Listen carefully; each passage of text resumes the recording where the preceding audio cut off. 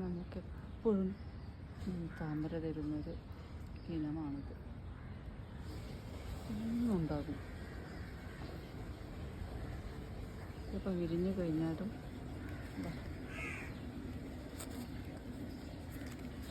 കുഞ്ഞിതാ കാണുന്നുണ്ടാവില്ലേ എല്ലാവരും. ഇതെപ്പോഴും ഉണ്ടാകും, പക്ഷെ ഇതൊക്കെ വേഗം പോകും. എന്നാൽ ഇത് ഈ ഇനം എപ്പോഴും നല്ല വളം കൊടുത്താൽ എപ്പോഴും ഉണ്ടാകും. അടുത്തത് വിരിയാൻ നിൽക്കുന്നു. പിന്നെ അതിൻ്റെ ശേഷം ഒന്നിത്, അതിനുശേഷം